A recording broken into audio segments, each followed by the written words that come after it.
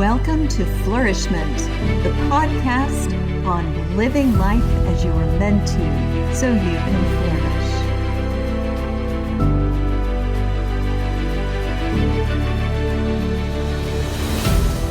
Welcome, everyone. I have a beautiful woman of God here with me today. Her name is Jasmine Love, and I have just recently met her, and I already love her. She is my sister in Christ, and she is here to talk to us about fearless love.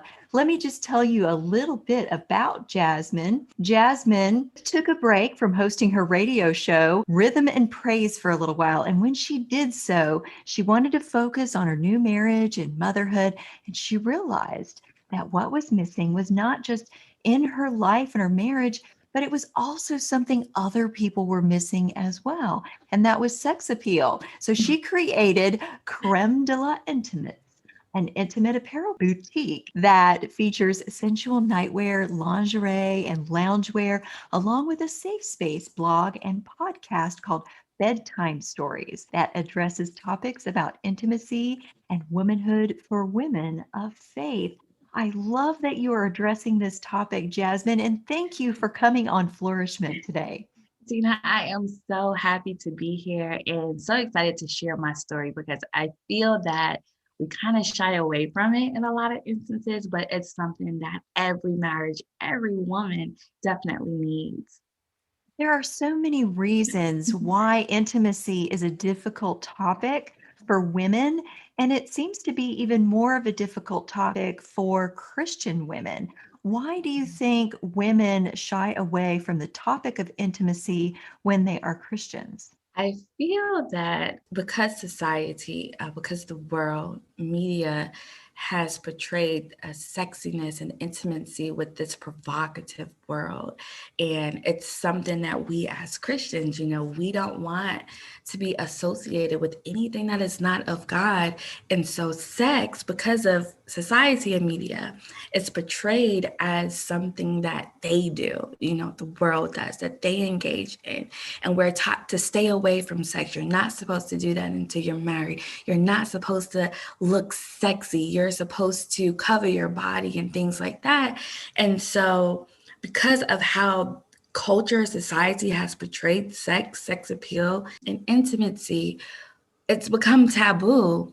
And even though the church teaches us to stay away from that, the Bible, encourages celibacy, holding yourself to marriage. We put a lot of focus on that, but we don't talk about what happens after you get married, that it's okay, that it's actually a God-created thing. And this is how we are supposed to reproduce. And a healthy sex life makes for a great marriage. And so I think that's why Christian women sometimes shy away from it, because a society has portrayed it as something that the Bible did not create it to be. I agree. And I also think there are some issues of abuse that make women in general very, very reluctant to be feeling safe enough to be intimate with their spouses. Absolutely. Absolutely. And to be completely transparent, I had to go through a healing process with that, because I have been, sexually assaulted before, and I buried it, Tina. I didn't talk about it. I act like it never even happened. And it was later in life that, I don't know, it just triggered and my emotions went out of control. And I went through that phase where I did not want to be touched. I did not want anyone to think about even getting, down there to my lady parts, because it's like, oh my God, I've been violated. And so it became a feeling or something I didn't want to embrace, because I had been hurt.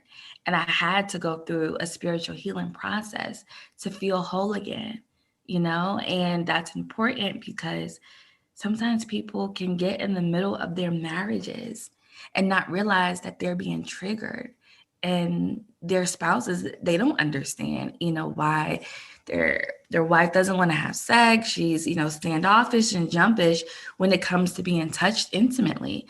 And it's nothing that they've done. It's because they've been hurt and haven't taken the time out to heal from it. Hmm.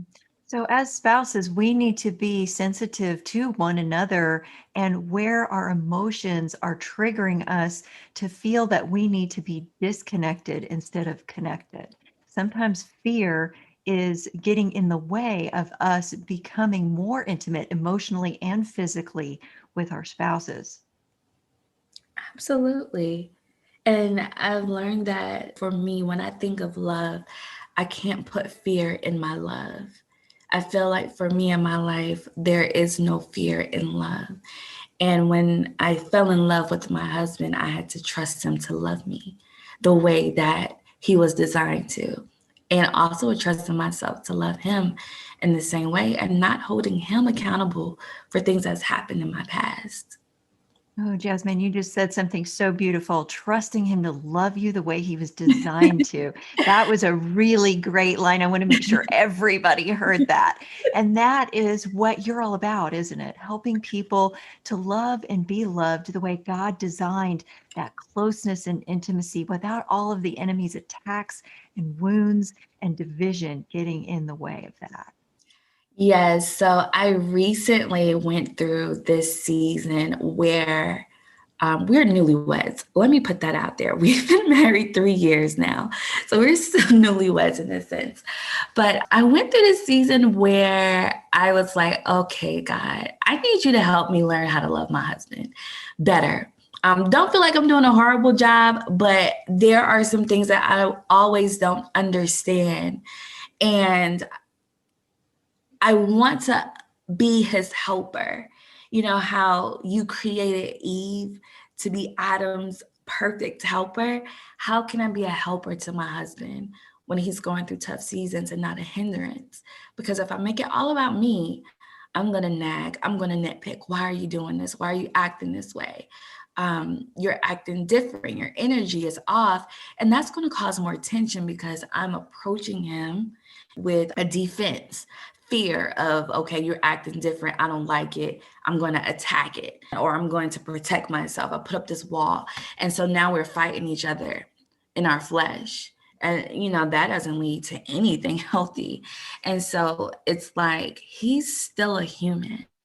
Even though he's a man and he's all macho and, I love that part of him, he still has emotions. He still goes through ups and downs. And I feel like I'm not helping him in this season, even though he's not talking about it. I'm being a hindrance probably to his growth. So God, teach me how to love my husband. And Tina, it was simple. He said, you love him the way that I love you, without fear of the unknown, with grace, with forgiveness, with patience, with understanding. You love your husband the way that I love you. God says, I am love. I'm the perfect example of love. You exemplify that in your marriage and you watch what happens. And so that's where I've come to this term like fearless love, because God loved me fearlessly. He knew I wasn't going to be perfect. He knew I was going to mess up here and there, but he knew that his love would conquer it all.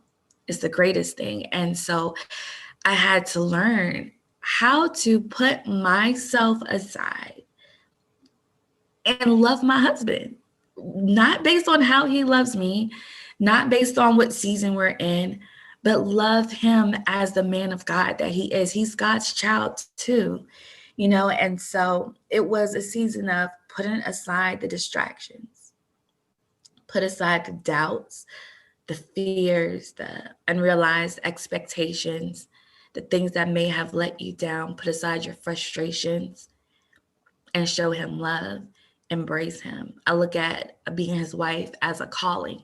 God called me to be his perfect helper. And so I had to focus more on that and not on nitpicking about the things that just get on my nerve. I love that. You are just really defining love the way all of our love should be. It's based on God's love for us. And Yeah. instead, we tend to look at how to relate to one another through the eyes of the world, Mm. self-protection. When Mhm. crisis comes and when we're afraid and when we have anxiety or stress, we self-protect. And that is the opposite of love. Hate is actually not the greatest opposer of love. It is fear, because fear Right. leads human beings to do the worst things that they will ever do. Isn't that Mhm. true? Absolutely. Fear will lead you to make very irrational decisions. So I feel like if I lived in that place, it wouldn't have led to a good outcome for my family.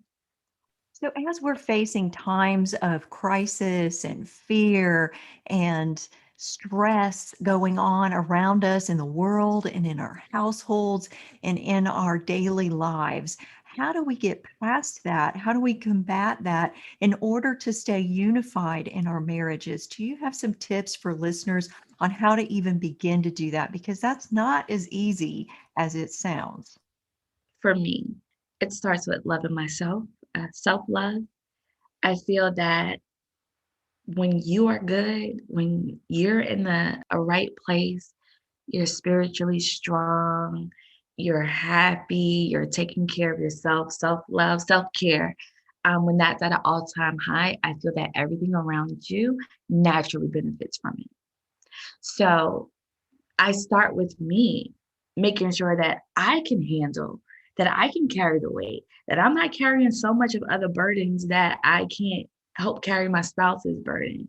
And I always tell women that a healthy sex life, healthy intimacy, it starts with you. You have to feel good first. And you have to feel sexy first. And so take care of you. And once you are there, I feel like that allows you more to put yourself aside in this season so that you could be more available. I know that for my marriage, when we are in a healthy sexual place or intimate place, I don't want to make it all about sex because intimacy comes in so many different ways. When we are in a very good place intimately, then a lot of other things kind of just fall into place. So I start there, make sure you're good. Make sure you're at the feet of God and that you're in a good spiritual place so that your discernment is at an all time high. Make sure you're happy. And that way you have so much more to pour into your marriage, to pour into your spouse, and, be the perfect helper that he needs in that season. And that self care starts with receiving the love of God and knowing He has your back so you don't Yeah. have to feel in that place of self protection. Yes, absolutely. Trusting God to be who He is for you. And I know a lot of women, and I get it, this depends on what season your marriage is in, but a lot of them are like, what about me? I want him to be there for me. I'm tired of carrying it. And so I think we we have to still remember that God never puts more on us than we can bear, and that He is still God and that He's still going to carry us.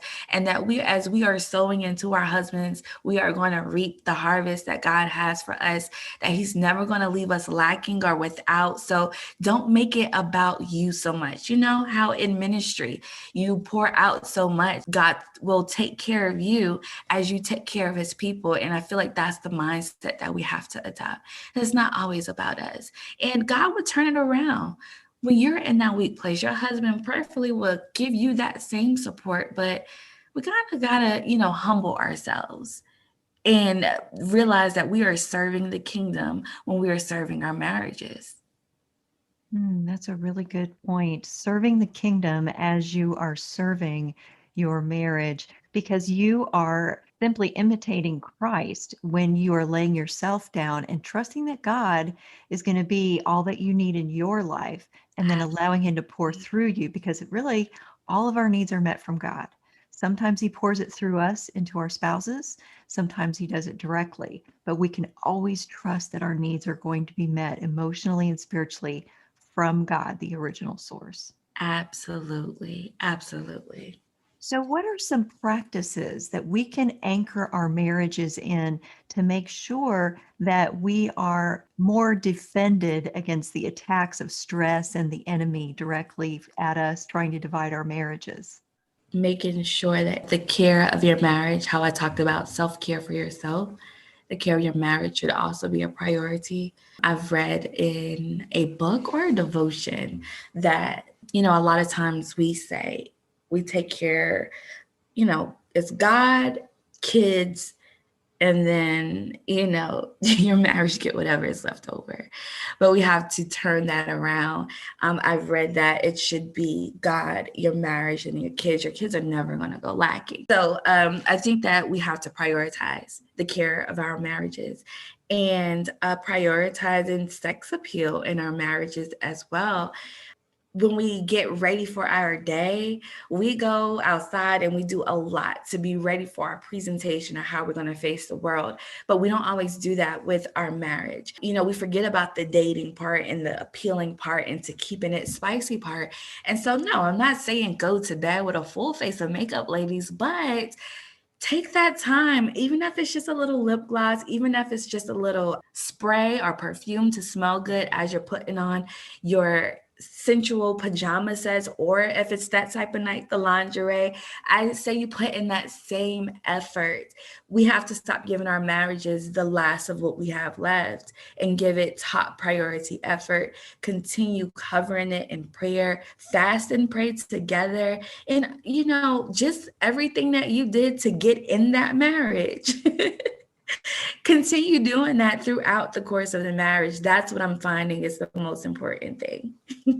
That is great wisdom. Whatever you did to get in your marriage, you need to do even more than Keep you it up. did to get Yeah. there, to stay there. So, Yeah. date nights, praying together, making sure that you build up your husband by taking the moments that it takes to look attractive, like you care that Mm-hmm. he is feeling good about himself. That helps him feel that he's important to you when you take a minute to freshen up a little bit. So those are just things that aren't they aren't as shallow as it sounds. It's more about just showing that you care about how your husband feels. I agree. And we deserve it, Tina. We as women, we carry so much. We wear a lot of roles throughout the day, and we too deserve to look, feel, smell, good at the end of the day, to have those times to decompress and to feel sensual, to feel sexy, to feel like a woman. And I think that when you take that mindset too, that it's for me too, it changes everything. It's helped me a lot after having a baby and being on maternity rest, and everything that happens, the bleeding and the healing, and oh my goodness, everything that happens after having a baby. I felt like I lost my sexy side. I didn't feel sexy again. I didn't feel like a woman again. I felt like, a cow, pumping milk all day, all of that. And so I needed it for myself as well, to remember, like, hold on, I still got it too. Yeah, just making sure that you believe that God has made you beautiful and that you are beautiful in a relationship that's meant to be close emotionally, spiritually, and physically. We are two made one. And the closer that we are, the more trusting we are with that trifold intimacy, all of those levels of intimacy, the more that we are respecting the design for our marriage to be a fortress against anything that would divide it. Absolutely. The enemy attacks marriages more than we know. And a lot of times that's the least covered area in our lives. The Christian marriage gives Christianity more vessels. We're birthing more life into this powerful force, and the enemy will do anything to stop that. And it's the thing that God binds together. So he's going to try to attack that. And we have to make sure that our marriages are tight, that we are covering it, and that we stay before God for his direction. Because if that's the least covered thing, it's the easiest thing for the enemy to break up, to cause tension, to get you on two different pages. And so I don't like that. When I feel the enemy attacking my marriage, I'm like, oh, not today. That's not this marriage. That ain't going to happen. And so I feel like we have to take that armor, that full armor of God on when it comes to our marriages as well, fearlessly. Exactly, because our battle is not against flesh and blood, and the enemy wants us to think that it is. Often he'll want us to think that our battle is against our spouse, and he'll get us to develop resentments and bitterness over little things that become over big things, and bigger things. Out of our insecurities sometimes comes bitterness, and we need to be vigilant about letting go of that every single day before it builds up. Absolutely. I agree 100%, Tina. Any other final thoughts that you have for the audience about fearless love and loving your spouse the way that God loves you? I feel that we've dropped so many gems in this segment. I do want to speak a little bit on what you just said as far as thinking that the battle is with our spouses. It goes back to what we mentioned earlier in the segment about seeing that something is off with our spouse. And instead of going to battle in our prayer closets about it, we go to battle with our spouse about it. And so realizing that that too can be another force, another attack. Our men have so much to prove to the world. They have to be this manly man. And so we have to be intentional as wives to create a safe space for them to show emotions when they're ready, if they want to feel, if they want to pour out. Because if he's already battling spiritually, he doesn't want to come home and then we're battling as well. And it's why we have to keep our eyes on God. God, teach me to see this situation as you see it. How can I be a help? How can I be a spiritual support? Do I need to go and fast and pray on my husband's behalf until he gets out of this route? I think that's so important because we begin to fight and battle with our spouses, and they are not the source of the tension. It's a spiritual fight. And so we have to take on our spiritual support in those areas. Yes, because the enemy will try to use our spouse to get to us oftentimes, and he'll try to push us apart from one another. And sometimes the spouse doesn't seem like they deserve our support. They've done something to annoy us or irritate us or outright offend us. And we have to learn to let that go and pray for what is under that. Why is he behaving that way? How is the enemy trying to target your spouse to get them away from where God wants them to go? And pray against that. Pray for your spouse, not just for your own self protection. Absolutely. I think Christian marriages are the most beautiful things in the world because we don't have an easy out. We can't just say, you know what, I'm done with this. When we made a vow before God, we made a vow before God, and we have taken on the assignment, the calling, the responsibility to be in this union. And so we have to fight, and in addition to that, we have to maintain our Christian values. We can't just carry on like we want to. There comes conviction when you're out of character in your marriage. And so I really admire those Christian marriages that, exemplify to the fullest what Christ has created for us. And I think we have to do a better job at showing that Christian marriage doesn't mean boring marriage. It means the best of intimacy. It means the best of romance. It means the best of what God has for us. And that's why a Crib Intimates is so near and dear to my heart, because I want Christian women, to understand that it's okay to love on your husband.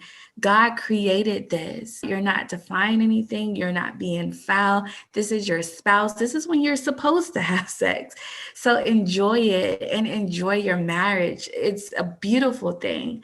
And I just admire it to the fullest. And that's why I want to continue having these conversations and continue to provide an outlet or source or a place for women to go and feel comfortable when I'm wanting to get more things on how to spice up their marriage. Thank you so much for providing this topic, for being able to provide these resources and products so that we can continue to fight for the beauty that is intimacy in a Christian marriage, Jasmine. I so appreciate your ministry and your business and all the things that you're doing. Tina, God bless you. Just continue to keep us covered, continue to pray over us that we're always doing what He wants us to do or needs us to do in this season. Absolutely. Amen to that. How can people stay more connected with your business, your ministry, and the products that you have to provide through Creme de la Intimates? So you can definitely check out our website. I would love to connect with you all. Our website is cremeintimates.com. That's spelled CREME, intimates.com. You can reach me via email if you would like at info@cremeintimates.com. And definitely be sure to follow us on Facebook and Instagram to learn about, our podcasts, our blogs, new arrivals, and everything like that. Valentine's Day is coming, so it would be perfect timing. Our Instagram and Facebook is creme.intimates, CREME.intimates. Thank you so much again, Tina. I really enjoyed talking with you today. I enjoyed having you here, Jasmine, and I hope that all of you listening will check out the products that Jasmine's Creme de la Intimates has to provide for your marriage to stay strong and stay intimate. And I also hope that you come back for the next episode of Flourishment.